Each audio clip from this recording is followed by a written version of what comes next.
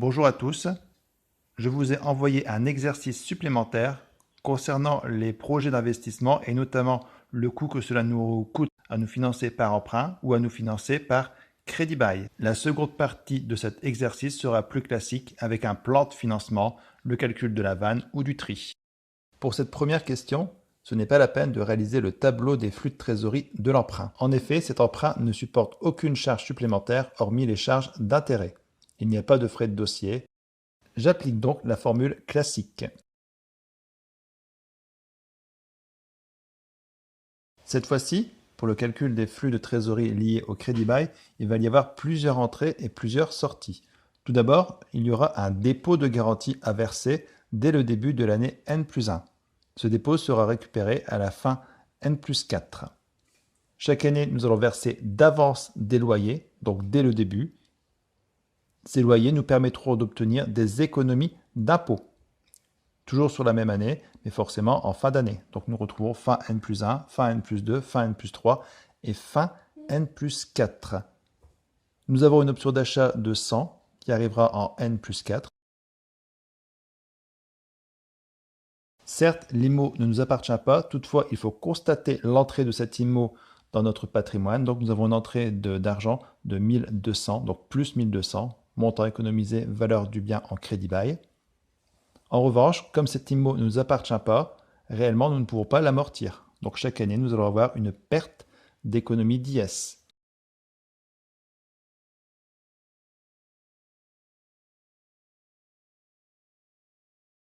Finalement, nous avons acheté cet IMO fin N+4. Donc en N+5, nous pourrons l'amortir. Elle s'amortit sur une année. Donc 100 000 fois 1 divisé par 1 pour l'amortissement, multiplié par 0,28, le taux d'amortissement. Cela fait une économie d'IS de 28. Nous allons à présent calculer le taux qui égalise nos encaissements, ici 860, et l'ensemble des décaissements jusqu'à N+5. Pour résoudre l'équation, il suffit d'utiliser la fonction tri, et vous trouvez un taux de 3,67%.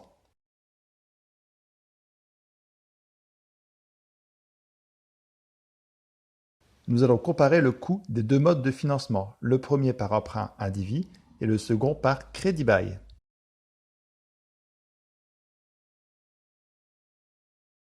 Si nous finançons le projet par emprunt indivis, nous utiliserons seulement 80% d'emprunt pour le financer et 20% seront financés par nos fonds propres, c'est indiqué dans l'énoncé. Par conséquent, il va falloir calculer le coût du capital de ce mode de financement. Nous savons déjà que l'emprunt nous coûte du 1,44 après impôt et qu'il représente 80% du financement. Il faut maintenant connaître combien les actionnaires demandent de rentabilité pour financer ce projet. N'oubliez pas que l'autofinancement correspond à la différence entre la CAF annuelle et les dividendes versés. Par conséquent, ici, les actionnaires ont peut-être reçu moins de dividendes les dernières années afin d'augmenter la capacité d'autofinancement de la société. Aujourd'hui, nous allons financer un projet, au moins 20% de ce projet grâce à cet autofinancement, et les actionnaires espèrent que cela va engendrer une rentabilité. Il faut maintenant connaître combien les actionnaires demandent de rentabilité pour financer ce projet. Nous savons d'après l'énoncé qu'actuellement l'action cote 20 € et qu'elle nous rapporte un dividende de 5 € par action.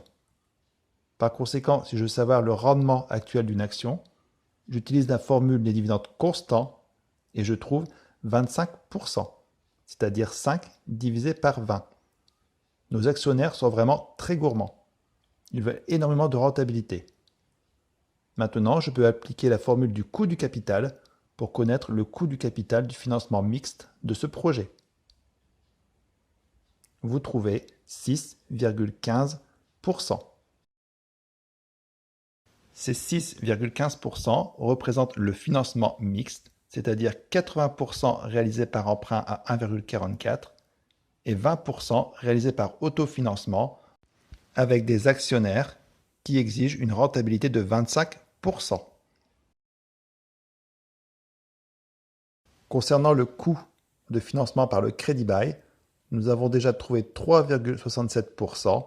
Cela finance l'intégralité de notre projet, donc le coût est de 3,67%. Il n'y a pas de financement mixte, le crédit bail finance l'ensemble.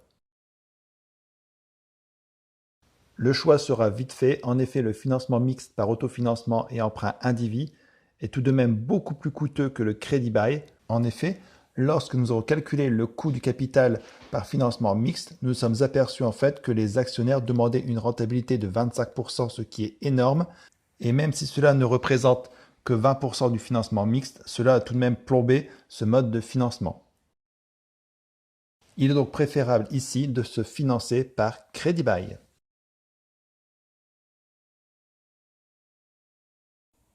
Alors, si en plus la banque demande une hypothèque, c'est-à-dire une sûreté réelle, il va y avoir en plus des frais d'enregistrement chez le notaire, puisqu'elle est obligatoirement enregistrée chez le notaire. Nous l'avons déjà vu au chapitre 17 à la page 18.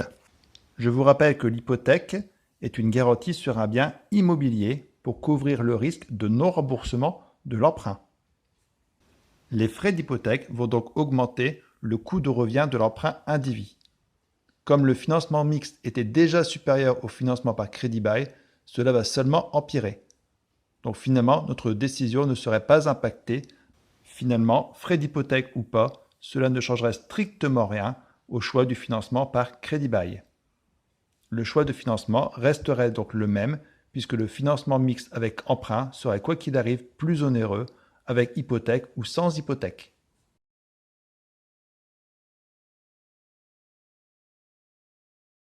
Je vous ai dessiné la structure financière de cette société avant l'opération.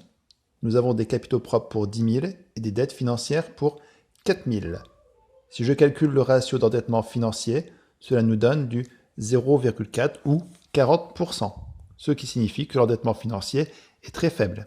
Si la société s'était financée par un financement mixte, les dettes financières auraient augmenté.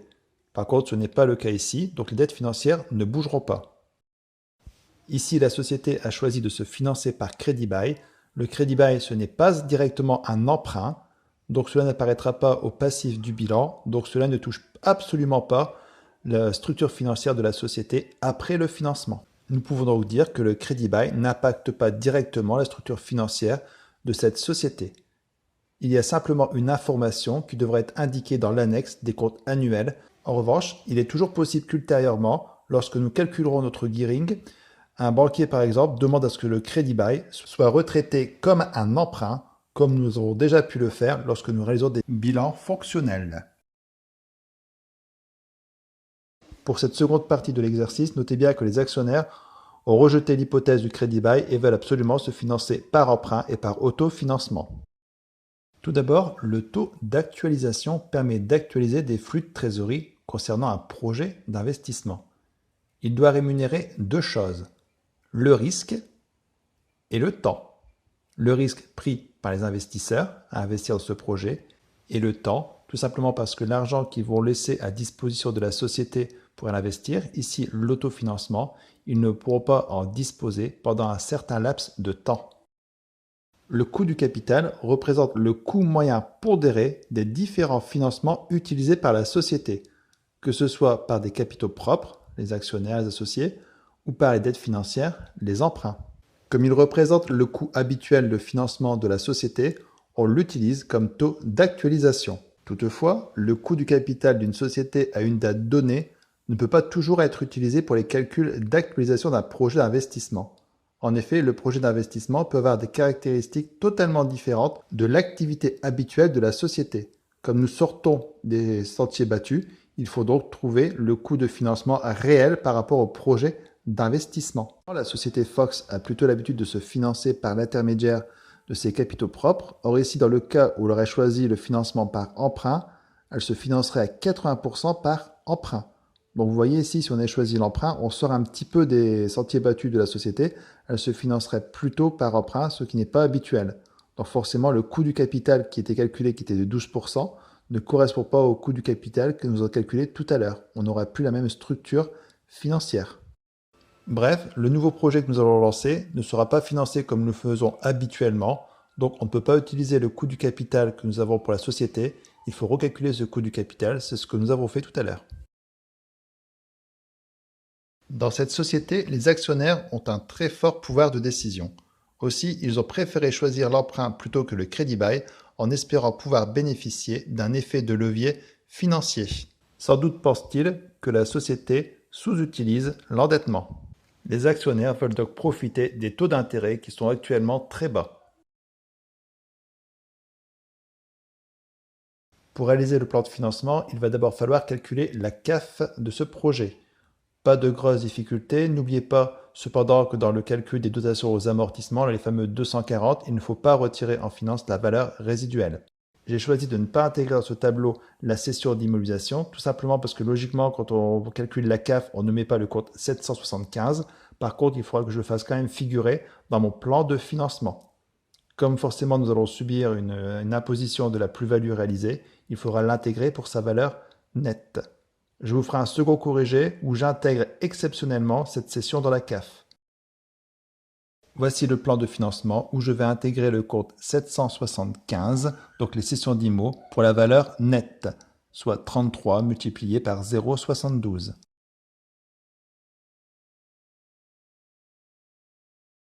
Je vous montre à présent une autre technique qui permet d'intégrer dans la CAF le compte 775, même si cela n'est pas logique. Nous retrouverons les mêmes résultats au plan de financement. L'impôt sur la plus-value sera directement calculé dans l'impôt sur les bénéfices.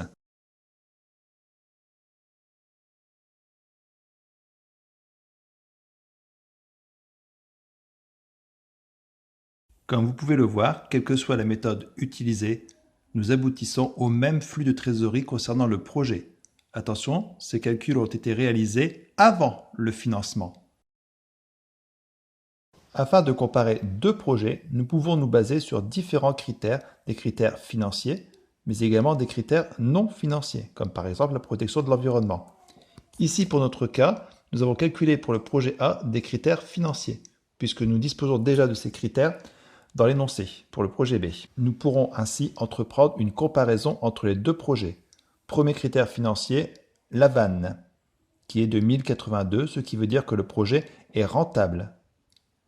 Deuxième critère, le TIR ou le TRI, le taux interne de rentabilité ou le taux de rentabilité interne. Ici, il est de 32,19. N'oubliez pas à chaque fois de bien indiquer les formules de calcul sur votre copie.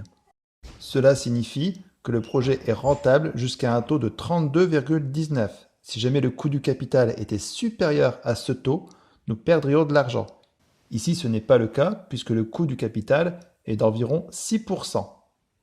Il pourrait monter bien au-delà des 6% et aller à 10, 15, 20, 25%. Nous serions toujours rentables puisque le taux de rentabilité maximum est de 32,19. Il ne faut surtout pas dépasser ce coût du capital, c'est-à-dire le taux d'actualisation. Enfin, l'indice de profitabilité est de 1,87. Le projet nous rapporte pratiquement le double de ce qu'il nous a coûté. Avec le délai de récupération, on ne se base pas sur la rentabilité du projet, mais plutôt sur le temps quand est-ce qu'il sera rentable.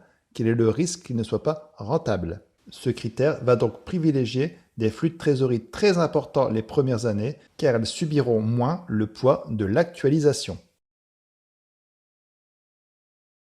Je vous enverrai le corrigé de cette partie par mail. Notez bien toutefois qu'il va falloir rappeler le contexte. Comment nous allons faire notre choix? Dans quel contexte? Ici, on a des contraintes environnementales qui sont très fortes. Bien indiquer que l'on souhaite un projet qui soit durable dans le temps et qui ne soit pas à être modifié dès la prochaine loi votée. Ensuite, dans une problématique, vous indiquez bien les critères qui vont guider votre sélection.